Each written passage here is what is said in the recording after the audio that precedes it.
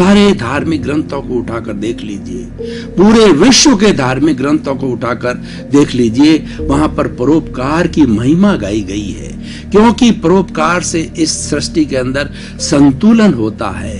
परोपकार का अर्थ होता है पर प्लस उपकार, दूसरे का उपकार करना, भलाई करना, मदद करना, टू हेल्प अदर्स, और दूसरे के काम आना परोपकार कहते हैं। देखिए, दो तरह की चीज होती है, एक तो होता है स्वार्थ, एक होता है परोपकार, जिसको परार्थ भी कहा जाता है। स्वार्थ किसके लिए कहा जाता है?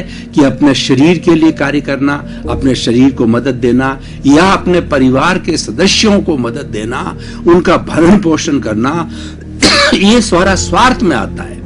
क्योंकि परिवार जो है वह व्यक्ति स्वयं क्रिएट करता है, उस परिवार का अंग होता है, परिवार भी उसको हेल्प देते हैं, उसको भी परिवार को हेल्प देनी होती है। इसीलिए वहां पर गिव एंड टेक का होता है, यानी परिवार की सहायता करना एक कर्तव्य की रूप आता है, एक ड्यूटी के रूप में आता है। लेकिन परोपकार होता है वह जो है दूसरे का उपकार करना, ये विलिंगली होता है। जरूरी नहीं है कि हर व्यक्ति दूसरे का उपकार करे, दूसरे की भलाई करे। जो लोग स्वार्थ की चेतना से ऊपर उठे हुए होते हैं, वो लोग परोपकार करते हैं। तीन तरह की चेतनाएं होती है मनुष्य की।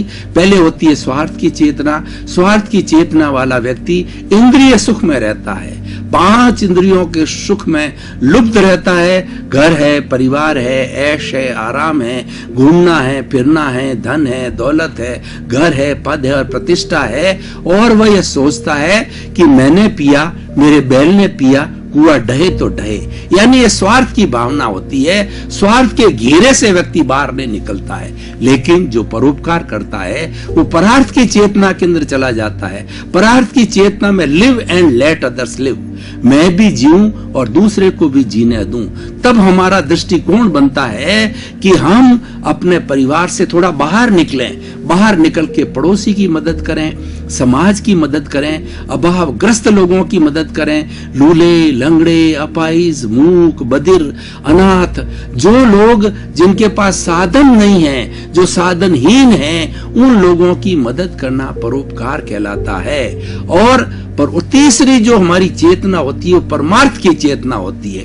परमार्थ की चेतना वाला व्यक्ति अपना घर बार धन संपत्ति छोड़ के संन्यास ग्रहण कर लेता है, या वो हर क्षण जो दूसरे के लिए चिंतन करता है उसके अंदर अपने परिवार से उसका विशेष संबंध नहीं रहता है। वह एक साधु सन्यासी के रूप में होता है। और वो तो महान आत्माएं होती है जो कि जगत कल्याण का कार्य करती है और जगत के भलाई के लिए काम करती है और पूरे समय कार्य करती है।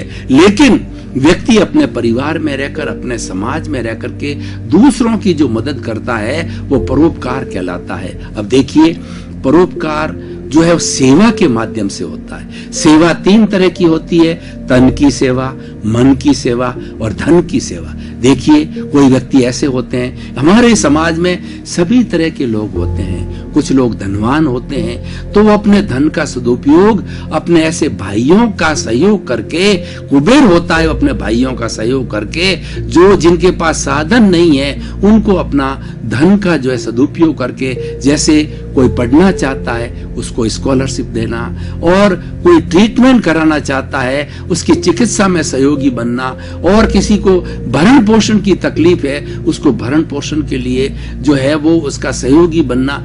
जिस अभावग्रस्त व्यक्ति को जिस चीज की आवश्यकता होती है उस चीज की पूर्ति करना है, वह परोपकार कहलाता है। अब देखिए, ये तो हो गया धन की सेवा। तन की सेवा क्या होती है? कई लोग ऐसे होते हैं जिनके पास धन नहीं होता है लेकिन प्रचुर मात्रा के अंदर समय होता है, जैसे कि 60+ के लोग जो कि वरिष्ठ नागरिक होते हैं और सांसारिक जिम्मेवारियों से वो मुक्त हो जाते हैं, उनके पास समय होता है, तो वो परोपकार कैसे कर सकते हैं? उनकी इच्छा के अनुसार किसी भी मंदिर में जाकर, किसी भी संस्था में जाकर, किसी लोगों के बीच के अंदर जाकर के, और वो अपना समय डिवोट करते हैं। मदर टेरेसा जो है एक सेवा की प्रतिमूर्ति थी। वो रोगियों की सेवा करती थी, रुग्ण की सेवा की करती थी, और जो कुष्ठ रोग के रोगी थे उनकी सेवा करती थी। वो उनके रोम रोम के अंदर सेवा जो है वो रमी हुई थी। इसलिए मदर टेरेसा जो है परोपकार का एक सर्वोत्तम उदाहरण है। वो हमारे लिए अनुकरणीय, स्तुति है, वंदनीय है। उस उदाहरण को हमें ध्यान में रख करके और हमारा कुछ समय जो परोपकार के अंदर बिताना चाहिए। अब देखिए, तन की सेवा हो गई, धन की सेवा हो गई। कुछ लोग ऐसे होते हैं न तो उनके पास में समय होता है, न उनके पास में धन होता है, तो ऐसे लोगों की भी आवश्यकता है। हमारे संस्थाओं के अंदर, हमारे समाज के अंदर कुछ ऐसे लोग होते हैं जो कि परोपकार करते हैं तन के माध्यम से और धन के माध्यम से। लेकिन हर व्यक्ति सम्मान चाहता है, हर व्यक्ति अपनी जो है वो प्रोत्साहन चाहता है।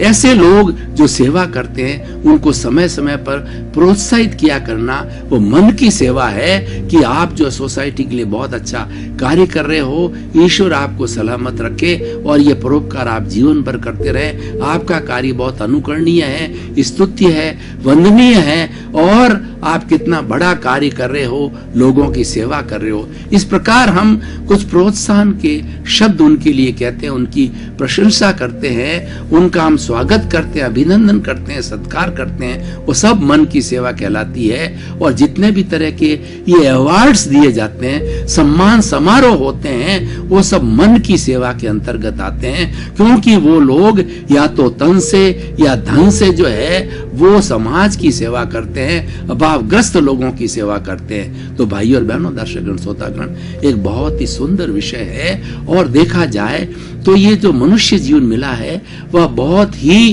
एक सर्वोत्तम जीवन है। इस जीवन के अंदर हमें केवल स्वार्थ के क्षेत्र में नहीं रहना चाहिए। हमारा शरीर है, हमारा घर है, हमारा परिवार है, स्वार्थ भी जरूरी है, लेकिन एक स्वार्थ सीमा तक होना चाहिए। ऐसा कहा जाता है कि कुत्ता भी अपना पेट भर लेता है।